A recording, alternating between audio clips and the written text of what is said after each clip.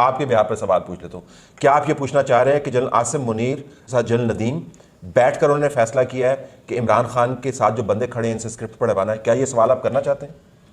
करना चाहिए आपको, और मेरे ख्याल में इसके ऊपर ISPR को जवाब देना चाहिए। आपके सामने मैंने सवाल किया। क्या आप ये सवाल करना चाहते हैं कि इमरान जो है किसी सेफ हाउस के अंदर है? आप ये सवाल करना चाहते हैं? मैं कर रहा हूँ, जवाब देना चाहिए उसका। ये कोर कमांडर साहब का मेरे ख्याल में कोर्ट मार्शल का एक अमल जारी है मेरी मालूमात के मुताबिक। इमरान रियाज को बरामद करना चाहिए और जज साहिबान को टसफे बांधने चाहिए। जज साहिबान को ताकत को इस्तेमाल करना चाहिए। इन तमाम कानूनी प्रोसीडिंग्स के अंदर टांग ना अड़ाते पंजाब के अंदर जब तारीख दे दी गई थी इंतखाबात की, तो उसको खींच के अपनी कोर्ट के अंदर लाने की क्या जरूरत थी? फिर यह भी सवाल उठेगा कि KP वाले सोतेले, KP के अंदर से आपने कोई तारीख नहीं दी यार। तो जब आप सुओ मोटो की ताकत रखते हैं और मौसर जज हैं, तो जज साहबान को उसके जवाब देने चाहिए। इस्लामी जमहूरिया पाकिस्तान से मैं हूं वकार बगा और आप देख रहे हैं सियासत.pk। मेरे साथ मौजूद हैं पाकिस्तान के सीनियर मायनार साफ़ी तलत हुसैन। सर बहुत शुक्रिया आपकी कीमती वक्त का। Always pleasure to host you. Thank you very much. Talat साहब, पकड़ दकड़ का सिलसिला जारी है, सियासतदान जो हैं वो इस्तीफे दे रहे हैं और हुकूमत जो है वो डंडा लेकर घूम रही है। एक जमहूरी गवर्नमेंट को ये चीज़ें सूट करती हैं? देखें, बेशतर इंटरव्यूज़ में आपके साथ और दूसरे इंटरव्यूज़ में बता चुका हूँ कि मामला हुकूमत और इमरान खान की जमात का नहीं है। मामला उनका है जिन्होंने इमरान खान को बनाया, जिनका ख्याल है कि इमरान खान ने उन पर हमला किया। 9 मई के वाक़यात हम सबके सामने हैं, और जिनका मानना ये है कि जिस तरह बनाया गया हमने इमरान खान को वैसे ही लोग वापस करने हैं। ये इशू है। वफाकी हुकूमत जो है वो तो वफाक तक महदूद है। तो आप अगर पंजाब की पकड़ धकड़ का मामला भी उनके साथ जोड़ेंगे तो ये ज़रा इस हुकूमत को खामखा का क्रेडिट देने वाली बात है। इतनी मौसर ये हुकूमत नहीं है। शहबाज शरीफ साहब बल्कि कहेंगे कि सियासत वालों ने मुझे बड़ा मोतबर कर दिया ये समझ के कि मैं इतना इफेक्टिव हूँ। इनका मामला नहीं है। दूसरी बात यार देखें, 9 मई के वाक़यात जो है ना वो वाक़यातन बहुत ही ख़तरनाक वाक़यात है, और आपके सामने अमेरिका की मिसाल मौजूद है जहाँ पर उन्होंने एक बंदा आइडेंटिफाई किया। एक नहीं, एक बंदा आइडेंटिफाई किया। अगर आप UK की मिसाल ले लें तो बर्मिंघम के अंदर जो वाक़यात हुए थे 250 के करीब लोग, उन्होंने एक बंदा आइडेंटिफाई किया तो उसको सज़ा दी थी। तो पकड़ धकड़ को अगर 9 मई के वाक़यात के पस मंज़र में देखें तो मेरे ख्याल में ये काम अगर ना किया, आपने लोगों को आइडेंटिफाई नहीं किया, तो ये बहुत ही ख़तरनाक मिसाल बन जाएगी। लेकिन उसको और सियासी मामलात को आपको थोड़ा सा मुख्तलिफ अंदाज से देखना होगा। वही I can explain later on, जब आप पूछेंगे, अगर पूछते हैं कि दोनों में फ़र्क क्या है।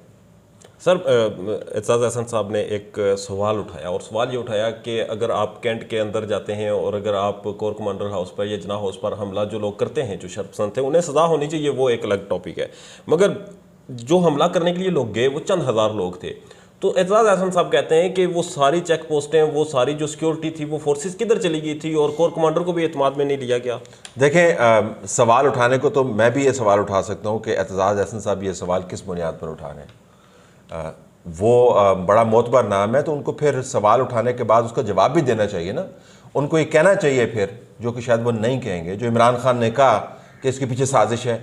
यानी आप मुझे बताएं, वो ये प्रपोज कर रहे हैं सवाल को उठा के कि GHQ के अंदर जनरल आसिम मुनीर अपने कोर कमांडर CGS के साथ या chairman joint chief of staff के नीचे बैठ के उन्होंने ये डिसाइड किया कि मैंने लाहौर के कोर कमांडर की तमाम पोस्टें हटा देनी है और लोगों को जत्थाबाजी करवानी है और जिना हाउस जलवा देना है और GHQ के अंदर बंदे घुसवा देने हैं। आप इमेजिन कर सकते हैं इस सवाल को जब आप जवाब तलाश करें, इसके इम्प्लीकेशंस क्या हैं। अगर आपके पास इम्प्लीकेशंस को संभालने के लिए एविडेंस नहीं है तो बराए मेहरबानी सवाल ना उठाएं। दूसरी बात, ये कोर कमांडर साहब का मेरे ख्याल में कोर्ट मार्शल का एक अमल जारी है मेरी मालूमात के मुताबिक, या उनके खिलाफ कानूनी कार्रवाई आर्मी की वो जारी है। ये वाजे हो जाएगा आने वाले दिनों में, मतलब तहकीकात जारी हैं। अब मेरा तो मानना ये है कि शायद तहकीकात से बात आगे की है। अच्छा। सज़ा और जज़ा अकाउंटेबिलिटी का मामला है, बहुत संजीदा मामला है। तो ये वाजे हो जाएगा कि ये हटवाई थी तो फिर किसने हटवाई थी। तो मेरा जो अभी तक जो मालूमात है उसमें शायद कोर कमांडर साहब का मानना ये है कि उनका ख्याल ये था कि अगर चेक पोस्टों को न्यूट्रलाइज कर दिया जाए तो उससे हंगामा थम जाएगा। एन मुमकिन है कि एजाज अहसन साहब का जो सवाल है वो रेलिवेंट है, लेकिन जवाब उनको शायद वो ना मिले जिसकी तरफ वो जा रहे हैं। ये चंद दिनों की बात है, ये आपके सामने आ जाएंगी बातें। बहरहाल सर, एक तरफ आर्टिकल 19 जो आइन का आर्टिकल 19 और 19A है, हमें बोलने की आज़ादी देता है, हमें आज़ादी इज़हार राय देता है। दूसरी जानब इमरान रियाज समी इब्राहिम को उठाया गया, किसी अदालत में पेश नहीं किया जा रहा, क्या कहना चाहेंगे? देखें, बिल्कुल इमरान रियाज को बरामद करना चाहिए और जज साहिबान को टसवे नहीं बहाने चाहिए। जज साहिबान को अपनी ताकत को इस्तेमाल करना चाहिए और कार्रवाई करनी चाहिए उन लोगों के खिलाफ जो उनके ख्याल के मुताबिक अदालत के अहकामात को बजा नहीं लाने। बिल्कुल समी इब्राहिम को भी प्रोड्यूस करना चाहिए, मैं तो बिल्कुल इसके हक में हूँ। तो ये क्यों नहीं अदालतें फिर काम करती, मुझे समझ नहीं आ रही। जज साहबान फिर क्यों सिर्फ ये कहते हैं कि जी आबदीदा क्यों हो जाते हैं जज साहबान? सवाबदीदी इख्तियारात उनके बहुत हैं। वो तो कमीशन जो हुकूमत अपॉइंट करती है उसको न्यूट्रलाइज कर देते हैं। वो तो जो कानून पार्लियामेंट पास करती है उसको नल एंड वाइड कर देते हैं। वो एक सिटिंग प्राइम मिनिस्टर को अपने बेटे से ना ली गई तनख्वाह के ऊपर डिस्क्वालीफाई कर देते हैं। तो बड़े जज हैं। तो मतलब समी इब्राहिम और इमरान रियाज के ऊपर आके वो क्यों खामोश हो जाते हैं? जज साहब से भी तो जज साहब सर बड़े जज हैं, अख्तियारात भी हैं। 90 दिन में इलेक्शन होने थे, आइन के मुताबिक इलेक्शन करवाएं। आप तारीखें सुन रहे हैं, जो कुछ मामला चल रहे हैं, अभी तक इलेक्शन नहीं हुए है। दूसरी जनब गिरफ्तारियों का जो मामला है, यहाँ पर जज साहब अबदीदा हो जाते हैं। मुशर्रफ साहब के दौर में हमने देखा था कि जजेस को घरों तक महदूद कर दिया गया था, कैद कर दिया गया था। आज जजेस आज़ाद नज़र आते हैं, बज़ाहिर ये आज़ाद हैं और आइन एग्जिस्ट करता है। देखिए, मुक़य्यद तो नहीं है ना। आपको जो बंदियाल साहब की कोर्ट के अंदर जाके कभी आपको एहसास हुआ है कि वो मुक़य्यद जज हैं जब उनके पर कटे हुए हैं? आप सोच सकते हैं अपने प्रोग्राम के तवसत ये कहना कि जस्टिस बंदियाल साहब जो हैं वो बेबस हैं? माशाल्लाह, जैसा मैंने बताया, वो तो सीनियर प्यूनी जज के बारे में वो किस तरीके से काम करते हैं, वो तो बेंच अपनी मर्जी से बनाते हैं। आइन और कानून कहाँ पे है सर? ये तो फिर जज साहब से पूछना चाहिए ना। वो तो कहते हैं कि हम आइन और कानून के मुहाफिज हैं। ये तो समी इब्राहिम के और इमरान रियाज के जो मामलात हैं जज साहबान से पूछने चाहिए, क्योंकि उन्होंने अपने ऊपर ये बात ले ली है कि जी हम आइन और कानून के मुहाफिज हैं। तो मेरे ख्याल में जज साहबान को इसका जवाब देना चाहिए। हुकूमत वक्त की भी जिम्मेदारी बनती है। मैं बिल्कुल नहीं कह रहा कि जिम्मेदारी नहीं बनती। मेरे ख्याल में मरियम औरंगजेब ने जो इंटरव्यू दिया था वो बिल्कुल भी अच्छा इंटरव्यू नहीं था, जिसके अंदर वो कह रही थी कि वो सहाफ़ी नहीं है। मेरी अपनी राय जो मर्जी उनके बारे में हो, इख्तिलाफात आप रख सकते हैं, मेरी राय जो बने, इख्तिलाफात की खाली बात नहीं है। क्योंकि फिर जब आप फाइलें खुलती है ना तो फिर हमें थोड़ा सा बंदा चूँकि नहीं है तो इस वजह से जब वो बाहर आ जाएगा तो फिर फाइलें खुलेंगी। लिहाजा मैं अभी तक ये कहूँगा कि मेरी जो भी राय है उनके बारे में, किसी भी शख्स को ऐसे गायब नहीं होना चाहिए। हुकूमत वक्त को, इंटीरियर मिनिस्टर को, प्राइम मिनिस्टर को इसको टेकअप करना चाहिए। But I want to go back to the जजेस। जजेस क्यों नहीं कर रहे? जो एजाज एहसन साहब है, इतने बड़े जज है, वकील है, जज साहबान के सामने उनकी इतनी इज्जत है, तो वो क्यों नहीं जाते हैं? जज साहबान इसके ऊपर सो मोटे क्यों नहीं लेते? आपने इंतखाबात की बात की, तो पहली तो इंतखाबात के 90 दिन की जो तरमीम है वो जज साहबान ने खुद ही की थी। 13 दिन खुद उसके अंदर ऐड कर लिए थे। मैंने पहले भी बताया था कि जब आप इस लचक का मुजाहरा करते हैं ना, फिर आपकी और मेरी लचक की तशरीह होती है। सर, भारतीय एक जज है मार्कंडे काटचू, वो कहते हैं कि आपके आइन में वाज़े तौर पे जब 90 दिन का लिखा हुआ है तो 90 दिन में इलेक्शन करवाएं, हुकूमत की जिम्मेदारी है, जैसे भी करवाते हैं। और अदालत तो उस पर यह कर सकती है कि जो इलेक्शन नहीं करवा रहे उनके ऊपर कंटेम्प्ट लगाएं। हुकूमत ने तो इलेक्शन नहीं करवाने, तो इलेक्शन कमीशन ने करवाने, तो क्यों नहीं लगाते हैं कंटेम्प्ट? बिल्कुल लगाएं कंटेम्प्ट, क्योंकि उसके बाद फिर मामला ये भी खुलेगा ना कि आपने जब खुद एक तारीख का तयन किया था, वो तारीख आप जब गुजर गई तो आपने उसको इम्प्लीमेंट क्यों नहीं किया? फिर ये भी मामला खोलेगा जो 4 जज साहबान ने कहा कि अगर आप इन तमाम कानूनी प्रोसीडिंग्स के अंदर टांग ना अड़ाते, पंजाब के अंदर जब तारीख दे दी गई थी इंतखाबात की, तो उसको खींच के अपनी कोर्ट के अंदर लाने की क्या ज़रूरत थी? फिर ये भी सवाल उठेगा कि केपी वाले सोतेले, केपी के अंदर से आपने कोई तारीख नहीं दी यार। तो जब आप सुओ मोटो की ताकत रखते हैं और मौसर जज हैं तो जज साहबान को इसके जवाब देने चाहिए। सर, जजेस हमारे बासर हैं और जमानतों का आजकल जो सिलसिला है वो प्रेस क्लब से होता है, प्रेस कॉन्फ्रेंस से होता है, और एक लिखा लिखाया स्क्रिप्ट बड़े सियासतदान पढ़ रहे हैं। तो आप समझते हैं कि जजेस को इस पर बहुत से मामला पे जजेस एक्शन लेते हैं और सुनते हैं, तो इस पर भी जजेस को बोलना चाहिए कि बिल्कुल लेना चाहिए। बंदियाल साहब को क्यों नहीं इसके ऊपर लेते स्क्रिप्ट के ऊपर? वो तो देखें ना, डोगर की बात थी, डोगर की बात को खींच के उन्होंने इंतखाबात की तरफ ले गए। जो अनपेड सैलरी थी उसको मिला के प्राइम मिनिस्टर को फारिग कर दिया।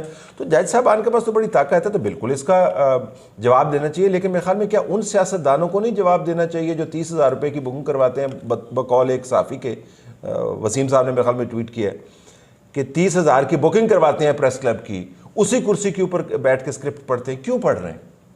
क्यों नहीं बताते हैं? देखिए, आपने कहा ना कि जज साहब भी हैं, इमरान खान भी तगड़ा खड़ा हुआ है, 9 मई से पहले पार्टी भी बहुत थी और करोड़ों लोग इनके साथ हैं। वो फिर क्यों नहीं बताते हैं कि स्क्रिप्ट क्यों पढ़ रहे हैं? और बाज़ लोग जो हैं उनके सामने, तो जिस तरह आपने सवाल रखे हुए अपने सामने, वो इनमें से पढ़ पढ़ के फिर फंबल भी करते हैं। मुझे बस आपस मजम्मत को मुरम्मत कहते हैं, मुरम्मत कहते हैं। एंड फ्रैंकली मैं आपको बताऊं कि I genuinely feel very sad. इस वजह से नहीं कि जो हालत बनी हुई है, इस वजह से कि हमने सियासत को और नुमाइंदगान को किस हद तक रिड्यूस करके रख दिया। एक्सपेक्टेशंस का लेवल कहाँ पे था और हकायक कहाँ पर हैं। और मैं वाक़तन यकीन माने, और मैं साफ़ियाना तगदो के अंदर लगा हुआ हूँ कि ये मैं जानूँ कि कौन सी गोली है जिसका नतीजा सबके लिए एक जैसा निकल रहा है, यानी जिसका कोई लेना देना नहीं है कराची के अंदर बाहर, वो भी वही स्क्रिप्ट पढ़ रहा है। साउथ का जो बंदा जो है खुसरो बख्तियार साहब, वो भी स्क्रिप्ट पढ़ रहा है। मुझे लग रहा है, चूंकि ज़रा हमारा काम ही है टीवी के सामने, मुझे लग रहा है कि कागज़ उनके सामने से यूँ हिला रहा है, वो भी ये स्क्रिप्ट पढ़ रहा है। शीरी मज़ारी भी ये स्क्रिप्ट पढ़ रही है। वैसे जेल में कोई फरिश्ता तो है जो ज़मीर जगाता है और कहता है कि ये राह सीधी है, इस पे सिरात मुस्तकीम पे चलो? 9 दिन के अंदर फरिश्ते नहीं आते होते, 350 दिन के अंदर आते होते हैं, 450 दिन के अंदर आते होते हैं, 267 दिन के अंदर आते होंगे। खान साहब ने शायद कमज़ोर लोगों की टीम बनाई थी, तो कितना वो ज़बरदस्त कप्तान होगा जिसको सारी दुनिया का पता है, रॉकेट साइंस से लेकर एटम बम कैसे बनता है, इंग्लैंड कैसे चलता है, यूरोप कैसे चलता है, जहाज़ कैसे चलते हैं, सुनामी कैसे आती है। उसको ये नहीं पता मैंने टीम कैसे बनानी है, कैसे बंदे रखे हुए थे। तो किसी ने घर में स्नेहा भेजा था कि इन बंदों को रख लें। तमाम डिबेट जो मीडिया के अंदर, उनके जो नकाद जिनको कहते हैं कि बड़े बदतरीन नकाद हैं, चले मुझे भी उसमें शामिल कर लें। What were we saying about his politics, कि यार जो काम के लोग हैं उनकी बात सुने, अपने आप को मुकम्मल तौर पर ऐसे घेरे में ना रखें जिसमें आपने रखा हुआ है। तो खान साहब अगर इतनी कमज़ोर टीम इतने अरसे से चला रहे हैं तो वो किस किस्म के कप्तान? उनका मजबूत मोहरा तो जो थे वो, या मजबूत खिलाड़ी रिटायर हो गए, फवाद चौधरी थे। नहीं, अब मैंने कहा आप फैज साहब की बात कर रहे हैं या बाजवा साहब की बात कर रहे हैं। जिसका मजबूत मोहरा फवाद चौधरी हो, उसकी अकल पर बंदा मातम ना करे तो क्या करे, आप मुझे बताएं। जिसका मजबूत मोहरा, तो मैं तो बस यही कह सकता हूँ कि किस किस्म की जजमेंट थी भाई, ये कौन उनको सिखाता है? यानी वो सारी दुनिया को इस्लामियात, अखलाकियात, माहौलियात सब कुछ पढ़ा रहे हैं और आखिर में अपनी पार्टी के अंदर जो माहौलियात चल रहा है उसके ऊपर उनकी नज़र ही नहीं। और ये मैं आपको बताऊं, लेकिन ये जुमला फवाद चौधरी ने इनको नहीं कहा था कि there is only one man responsible for this and that man is petrified. यानी वो कह रहे हैं कि चीफ ऑफ आर्मी स्टाफ खौफजदा है मुझसे और वो कह रहे हैं कि मैं उनको डिनोटिफाई नहीं करूंगा। यानी इनको ख्याल है कि मैं प्राइम मिनिस्टर में दोबारा हाउस में दोबारा घुस चुका हूँ। ये जुमले फवाद चौधरी, तो सारा काम जो है ना, बावजूद इसके कि मैं फवाद चौधरी का नकार दूँ, उनके खाते में ना डालें। फवाद चौधरी का इसमें कसूर नहीं है। इमरान खान कुल्ली तौर पर अपने फैसलों के जिम्मेदार है and he should own up to it. बहरहाल सर, इस वक्त जो खौफ की एक फिजा है साफियों में, और जिस तरह से कौन से खौफ का सख्त सवाल कर रहे हैं आप मुझसे? कौन आप पे खौफ है? मैं कोई ऐसा सवाल है जो आप नहीं कर सकते? मुझे क्या, मैं आपके बिहार पे पूछता हूँ। हम वो पागल दीवाने हैं जिन्होंने मरना है वैसे भी। अल्लाह खैर करे, आप तो फौरन ही जो है शहादत अपने ऊपर तारी कर लेते हैं। इतना मसला नहीं है। अच्छा। आप मुझे बताएं क्या खौफ की फिजा है? सर, कल मैं नादिया मिर्जा साहिबा डॉन न्यूज़ पे प्रोग्राम करती हैं, उनका इंटरव्यू कर रहा था। उन्होंने कहा कि मैं 1 महीने से व्लॉग नहीं किया मैंने, और रात को अगर मुझे कोई आवाज़ आती है तो मैं डर जाती हूँ। क्यों? क्या मसला? यही तो आपसे पूछने की कोशिश कर रहा हूँ। I do not know. आप मुझे बताएं, मुझसे सवाल पूछें या मैं आपसे सवाल, आपके बिहार पर सवाल पूछ लेता हूँ। क्या आप ये पूछना चाह रहे हैं कि जनरल आसिम मुनीर और उनके साथ जनरल नदीम बैठकर उन्होंने फैसला किया है कि इमरान खान के साथ जो बंदे खड़े हैं इनसे स्क्रिप्ट पढ़वाना है? क्या ये सवाल आप करना चाहते हैं?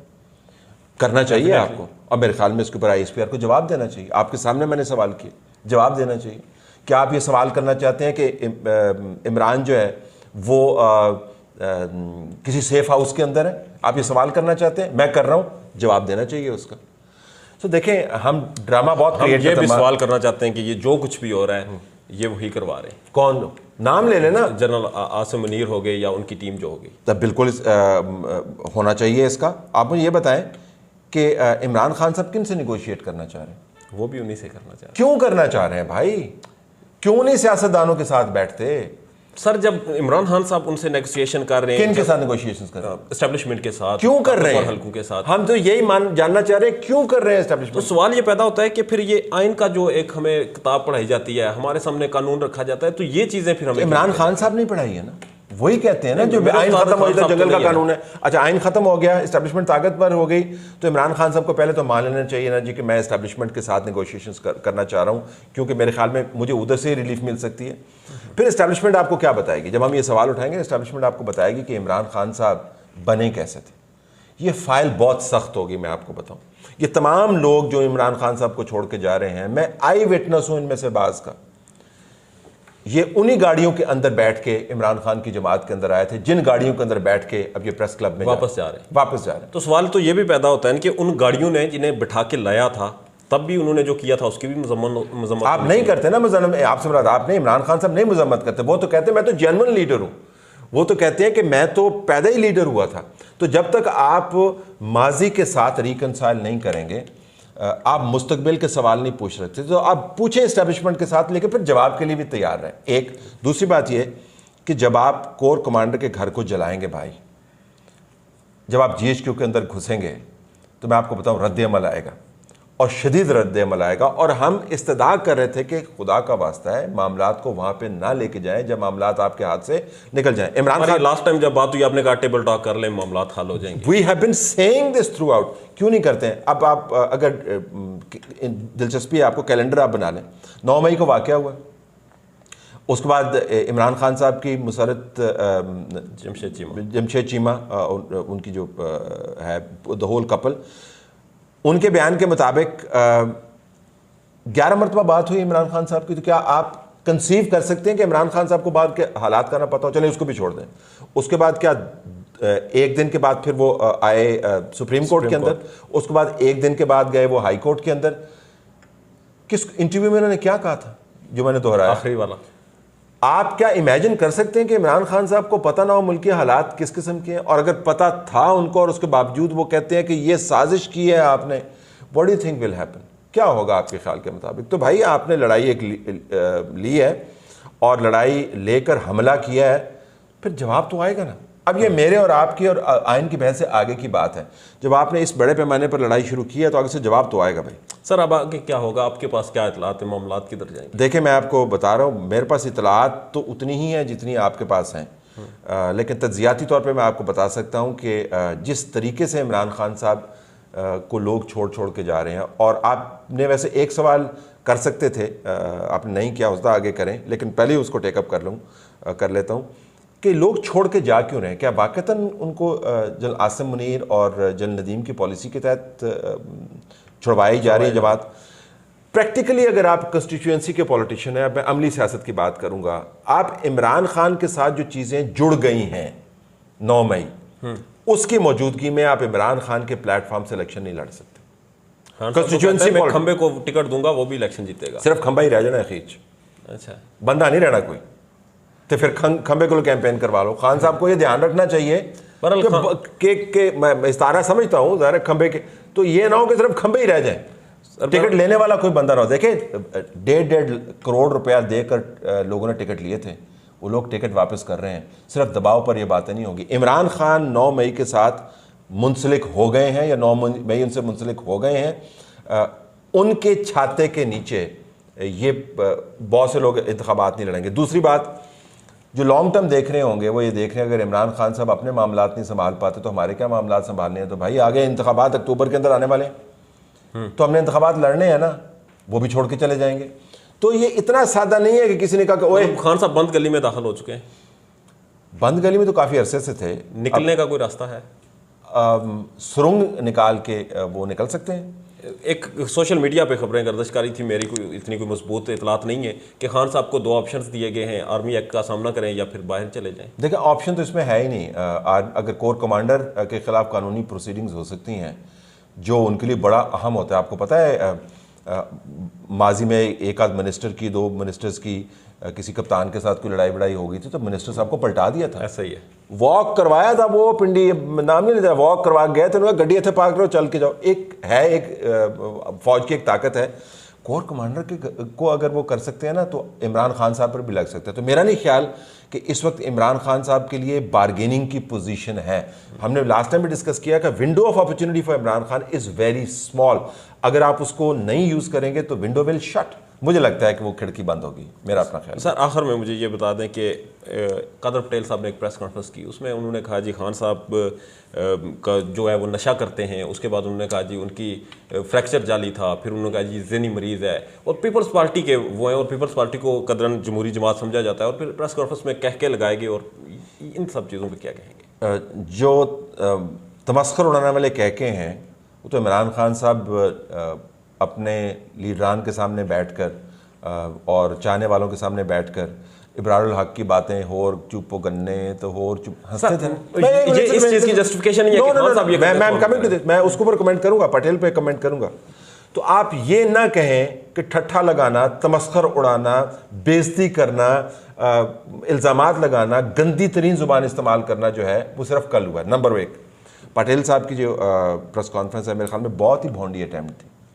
नंबर 1, आप इस तरीके से मेडिकल रिपोर्ट को सामने नहीं ला सकते, ना ही आपको लाना चाहिए। नंबर 2, जो उसके अंदर पढ़ा है, जो मेरे जैसा ले पर्सन है, अगर मैं उसको पढ़ूँ, क्योंकि मैंने रिपोर्ट कर रहा है ना, मैं तो साफ ही उसके अंदर मुझे तो कहीं नहीं लगा।